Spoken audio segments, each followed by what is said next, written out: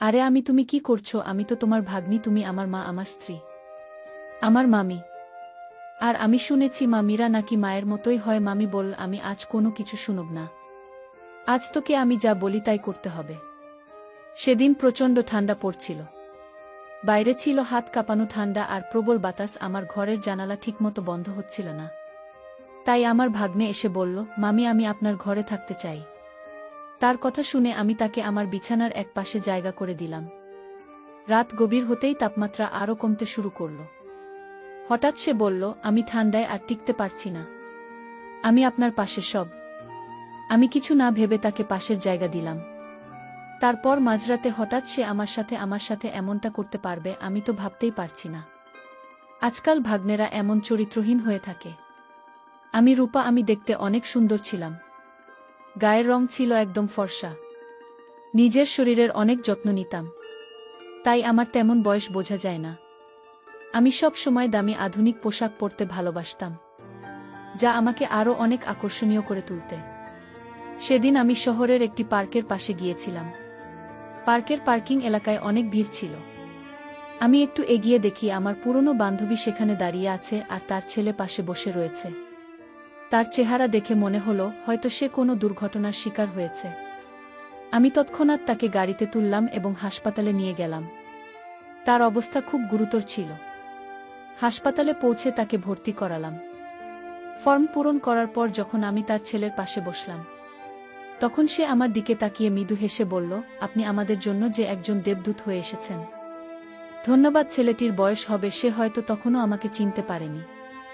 আমি তাকে বললাম, আমি তোমার মায়ের পুরনো বন্ধু। আমার এই কথা শুনে সে একটু স্বস্তি পেলাম। এরপর আমি তাদের পাশ থেকে যতটা সম্ভব সাহায্য করার চেষ্টা করলাম। সেদিনের সেই মুহূর্ত আমার জীবনে খুবই স্মরণীয় হয়ে থাকবে। এটা আমাকে আরও একবার মনে করিয়ে দিয়েছে জীবন কতটা অনিশ্চিত, আর সাহায্যের হাত বাড়িয়ে দেওয়া কতটা জরুরি। আমার নাম শুভ। আমি সেদিন তোমার সঙ্গে দেখা করতে যাচ্ছিলাম, কিন্তু পথে একটি মর্মান্তিক ঘটনা ঘটে গেল। আমার বান্ধবীর ছেলে বলল, হাসপাতালে পৌঁছে যখন তোমার মায়ের খবর জানতে চাইলাম তখন তুমি ভয় আর ওষুধ ভেঙে পড়েছিল। আমাকে জড়িয়ে ধরে তুমি কাঁপা গলায় বলেছিলেন, আমি মাত্র ঠিক হয়ে যাবে, তাই না? ডাক্তাররা তোমাকে ভিতরে নিয়ে গেল কেন? মায়ের কিছু হবে না তো? তার এই প্রশ্নগুলো যেন আমার হৃদয়কে বিদ্ধ করছিল। আমি তার মাথায় হাত রেখে বললাম, চিন্তা করো না, আমরা সবাই তোমার পাশে আছি, কিছুই হবে না। আমার কথা শুনে সে একটু শান্ত হল। কিছুক্ষণ পর ডাক্তার বাইরে এলেন এবং আমাকে একান্তে তার কেবিনে ডেকে নিলেন। আমি আশঙ্কার সাথে তার কথা শুনছিলাম। ডাক্তার জানালেন তার মায়ের মাথায় আঘাত লেগেছে, আর সেই আঘাতের কারণে তিনি কোমায় চলে গিয়েছেন। তার কথা শুনে আমি স্তব্ধ হয়ে গিয়েছিলাম। ডাক্তার আমাকে জানালেন যে আমার বন্ধু শিবানীকে পুরোপুরি সুস্থ হতে সময় লাগবে, কয়েকদিন, কয়েক মাস বা এমনকি কয়েক বছর। তার অবস্থার গুরুত্ব বিবেচনা করে তাকে আইসিইউতে রাখা হয়েছে। ডাক্তারদের কথা শোনার পর আমি বাইরে শিবানী ছেলের সঙ্গে কথা বললাম। তাকে বললাম, ডাক্তার বলেছেন তোমার মায়ের চিকিৎসা চলবে, আর তাকে কিছুদিন হাসপাতালে থাকতে হবে। আমার কথা শুনে সে উদ্বিগ্ন হয়ে বলল, তাহলে আমি কোথায় থাকব? মা যদি এখানে থাকেন আমি একা কিভাবে থাকব? আমি তাকে আশ্বস্ত করে বললাম, তুমি চিন্তা করো না, যতদিন তোমার মা সুস্থ না হন তুমি আমার সঙ্গে থাকবে। তোমার মায়ের জন্য হাসপাতালের সমস্ত দায়িত্ব আমি নেব, কারণ সে আমার খুব কাছের একজন বন্ধু। এরপর আমি জানতে চাইলাম, তোমার বাবার কথা কি ভাবছ? তিনি কোথায় আছেন? সে মাথা নিচু করে বলল, মায়ের সঙ্গে বাবার ঝগড়া হয়েছিল, তারপরে মা রাগ করে আমাকে নিয়ে এখানে চলে এসেছিলেন। আমি বাবার কাছে ফিরে যেতে পারবো না, কারণ তার কাজ বাইরে, আর তিনি এখন কোনো গ্রামে আছেন তাও জানি না।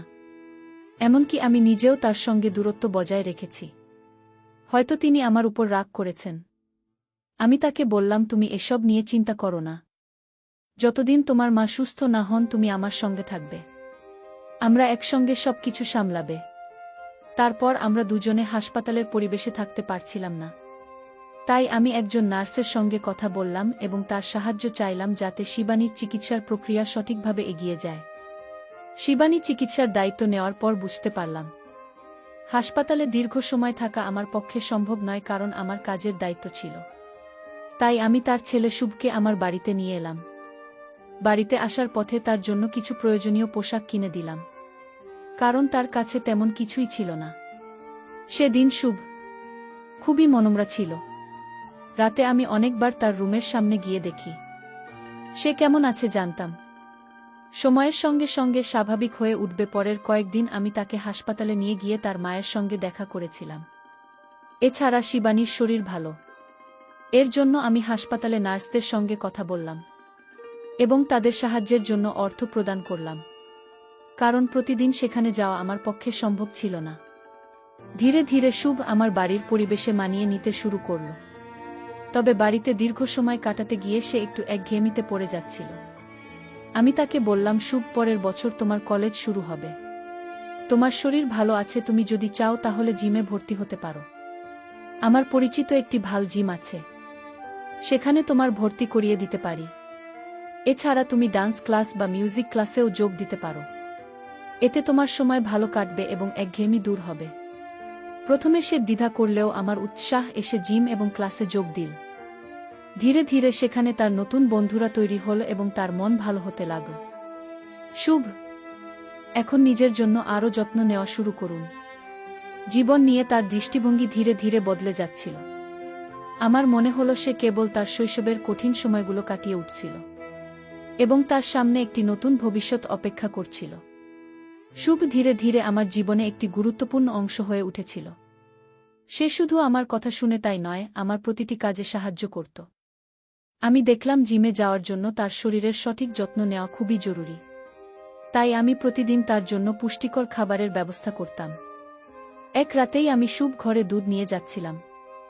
হঠাৎ দরজার সামনে আমার পা পিছলে গেল এবং আমি মেঝেতে পড়ে গেলাম। সুব্রত ছুটে এল, সে আমাকে সাহায্য করে দাঁড় করান এবং নিজের ঘরে নিয়ে গিয়ে আমাকে বিছানায় শুয়ে দিন।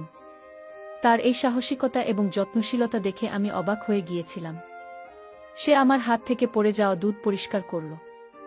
মা, আমি পায়ে অনেক ব্যথা পেয়েছিল, পিছলে পড়ে গিয়ে, তাই সে ব্যথা সরানোর জন্য খুব যত্ন সহকারে আমার পায়ে মালিশ করতে শুরু করল। আমি তার দিকে তাকিয়েছিলাম। 16 বছরের ছেলের মধ্যে এতটা পরিপক্কতা আমি কখনোই ভাবিনি। আমার বয়স তখন 32 বছর। জীবনে এমন একজন মানুষ আগে কখনো দেখিনি যে এতটা যত্নশীল আর দায়িত্বশীল। শুভ তার বয়সের তুলনায় অনেক বেশি পরিণত ছিল। তার কাজ করার ধরন, তার দায়িত্ববোধ, সবকিছুতেই একটা বিশেষত্ব ছিল। পায়ে মালিশ করার সময় আমি মৃদু হেসে বললাম, শুভ, আমি তো তোমাকে সব সময় ছোট মনে করতাম, কিন্তু আজ তুমি প্রমাণ করলে যে তুমি কতটা দায়িত্ববান। তোমার পরিণত আচরণ আমাকে সত্যিই অবাক করেছে। সেদিন আমি প্রথম বুঝলাম মানুষের বয়স নয়, তার মনে এবং কাজ করার দক্ষতাই তাকে আলাদা করে তোলে। শুভ এই যত্নশীলতা আমার জীবনের নতুন এক সম্পর্কের ভিত্তি তৈরি করল, যা শুধুই বিশ্বাস এবং পারস্পরিক সম্মানের উপর দাঁড়িয়েছিল। শুভ ধীরে ধীরে তার জীবনকে নতুন পথে নিয়ে যাচ্ছিল। তার জিমে যাওয়া এবং নিয়মিত পুষ্টিকর খাবার গ্রহণের ফলে শরীরে শক্তি এবং মনে আত্মবিশ্বাস অর্জন করেছিল। একজন মজা করে আমি তাকে বললাম, শুভ, এত শক্তি তোর কোথা থেকে আসে? তুই কি খাস যে এত তাড়াতাড়ি এত শক্তিশালী হয়ে গেছিস? সে হেসে বলল, আমি এখন আর আমি ছোট নেই। আমি বড় হয়ে গেছি। তুমি আমাকে এবং আমার মাকে যেভাবে সাহায্য করেছে তার জন্য আমি তোমার কাছে চিরকৃতজ্ঞ। আমি এখন তোমার জন্য কিছু করতে চাই। তার এই কথাগুলো আমাকে করল। শুভ তার কৃতজ্ঞতা প্রকাশ করার পাশাপাশি আমাকে সম্মান জানাচ্ছিল। এরপর সে আমাকে বলল, আমি যদি তোমার কোনো আপত্তি না থাকে, আমি রাতে তোমার ঘরে থাকতে পারি। যদি তোমার কোনো সাহায্যের প্রয়োজন হয় আমি পাশে থাকি। শুভ সত্যিই খুব যত্নশীল এবং সাহায্যপ্রবণ ছেলে। আমি তার প্রস্তাবে সম্মতি দিলাম। বাড়িতে আমি একাই থাকতাম, তাই আরামের জন্য হালকা পোশাক পরার অভ্যেস ছিল। শুভ বাড়িতে থাকার সময়ও আমি আমার স্বাভাবিক অভ্যাসে কোনো পরিবর্তন আনিনি। রাতের শুভ মৃদু স্বরে বলল, মামি, আমাদের জিম ক্লাসে অনেক মেয়ে আসে যারা স্টাইলিশ পোশাক পরে, কিন্তু আমি কখনো তাদের নিয়ে তেমন কিছু ভাবিনি, কারণ তারা তোমার থেকে তুলনামূলকভাবে কম সুন্দর মনে হয়। তুমি সত্যিই খুব সুন্দর। তোমার পরা পোশাক সবসময় তোমার ব্যক্তিত্বকে আরও আকর্ষণীয় করে তোলে। তার সোজাসাপটা এবং প্রশংসাসূচক কথা শুনে আমি মৃদু হেসে বললাম, তোর কথা শুনে ভালো লাগল শুভ। সেদিন আমি বুঝলাম শুভ শুধু শারীরিকভাবে নয়, মানসিকভাবেও অনেক পরিণত হয়েছে। তারই প্রশংসা এবং কৃতজ্ঞতার অনুভূতি আমাদের সম্পর্ককে আরও গভীর ও বিশ্বাসভিত্তিক করে তুলুন। এদিন সন্ধ্যায় শুভ আমার কাছে এসে বলল, তুমি আমার জন্য যা করেছ তার জন্য আমি সত্যিই কৃতজ্ঞ। আমি মৃদু হেসে তার মাথায় হাত বুলিয়ে বললাম, তুই এত প্রশংসা করিস না। এখন ঘুমিয়ে পড়, সকালে তাকে ক্লাসে যেতে হবে। আমাকে অফিসে শুভ মিষ্টি হেসে আমাকে বলল, ধন্যবাদ মামি। তারই ছিল গভীর কৃতজ্ঞতা। আমি তার এই কথায় মুগ্ধ হলাম, কিন্তু আমার মনে হলো এটা শুধু তার ভালোবাসা আর যত্নের বহিঃপ্রকাশ। পরের দিন সকালে আমি অফিস যাওয়ার আগে শুভকে তার ক্লাসে নামিয়ে দিলাম। সকাল বেলায় ক্লাসে যেত আর বিকেলে জিমে। দিনগুলো এভাবেই চলছিল, কিন্তু কয়েকদিনের মধ্যেই আমি লক্ষ্য করলাম শুভর আচরণ কিছুটা বদলে গেছে। বিকেলে যখন আমি তাকে জিম থেকে আনতে যেতাম, তখন সে তার বন্ধুদের সঙ্গে কথা বলত, কিন্তু আমাকে দেখার সময় তার চোখে একটু অস্বস্তি লক্ষ্য করতাম। বাড়িতে ফিরে তাকে কিছুটা উদাসীন ও বিরক্ত মনে হতো। একদিন আমি তাকে জিজ্ঞাসা করলাম, শুভ, তুই এত চুপচাপ আর বিরক্ত কেন? কিছু হয়েছে? শুভ একটু দ্বিধা করে বলল, আমি সত্যি বলতে তুমি আমার এই চুপ থাকার কারণ। যখন তুমি আমাকে জিম থেকে নিতে আসবে, আমার বন্ধুরা তোমাকে নিয়ে কথা বলে। তাদের কথা শুনে আমার খারাপ লাগে।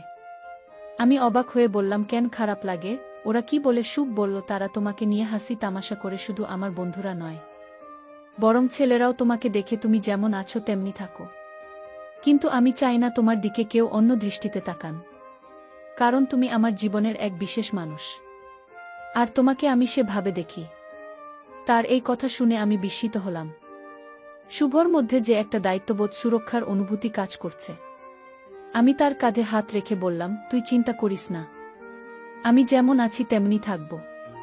তবে তুই এমন কিছুতে বেশি মন দিস না যা তোকে অস্বস্তি দেয়। সেদিন বুঝলাম শুধু শুধু বড় হয়, মানসিকভাবেও অনেক পরিণত হয়েছে। তার এই যত্নশীলতা আমাকে তার প্রতি আরও মমত্ববোধপূর্ণ করল। সেদিন সন্ধ্যায় শুভ আমার কাছে এসে তার চিন্তাগুলো শেয়ার করেছিল। তার মুখে একটা গভীর চিন্তার ছাপ ছিল। আমি তাকে জিজ্ঞাসা করলাম, তুমি এত চিন্তিত কেন? শুধু একটু ইতস্তত করে বলল, মামি, আমি আসলে বলতে চাইছিলাম যে তুমি শুধু আমার আপন। তার এই কথায় আমি একটু হেসে বললাম, এটা তো জানি, কিন্তু তুই এত সিরিয়াস হচ্ছিস কেন? শুভ লজ্জায় একটু মাথা নিচু করে বলল, আমি আসলে তোমাকে খুব ভালোবাসি, কিন্তু মামি হিসেবে তুমি আমাকে এত সাহায্য করেছ, সেটা আমি কখনো ভুলতে পারব না। সেদিন রাতে সে আবার আমার ঘরে এসে ঘুমানোর বায়না করল, কিন্তু আগের দিন রাতে তার ঘুমানোর সময়কার অস্থিরতা দেখে আমি তাকে তার নিজের ঘরে ঘুমানোর কথা বললাম, তুমি নিজের ঘরে ভালো করে ঘুমাও, আমি তো পাশের ঘরেই আছি। পরের দিন অফিস থেকে ফিরে আমি শুভকে জিম থেকে আনতে গেলাম। আমি সেদিন একটু ভিন্ন পোশাক পরে গেলাম, যা আগের দিনের পোশাকের চেয়েও একটু মডার্ন হবে।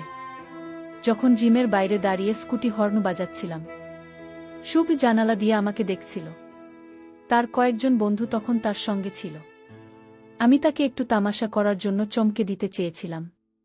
কিছুক্ষণ পর শুভ দৌড়ে এসে আমার পিছনে বসে বলল, তুমি যা করছো সবই আমার জন্য স্পেশাল, কিন্তু তুমি এমন করে আমাকে আর চমক দিও না। তার এই সরল কথায় আমার মন ভরে গেল।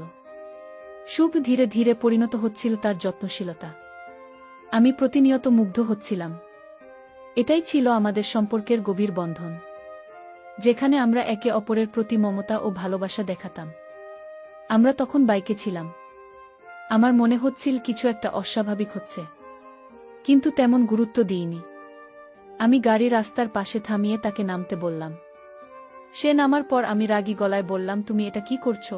আমি তো আগেই বলেছিলাম যে জিমে এমন ছোট পোশাক পরে শোনা, কিন্তু তুমি ইচ্ছে করে আমার সামনে আরও ছোট ছোট পোশাক পরে এসেছিলেন। যাই হোক, বাড়িতে এসে রাতে খাওয়া দাওয়া সেরে আমি তাকে বললাম, তোমার ঘরে গিয়ে শুয়ে পড়ো। কিন্তু শুভ নিজের রুমে গিয়ে শুয়ে পড়ল। রাতে হঠাৎ করে আমি শুভকে ডাকলাম, শুভ, আমার পায়ে অনেক ব্যথা করছে, তুমি একটু মালিশ করে দাও, আমি পায়ের ব্যথায় মরে যাচ্ছি। তারপর শুভ আসলো, আমার পায়ে মালিশ করে দিতে লাগল, আর 5 মিনিটের মধ্যেই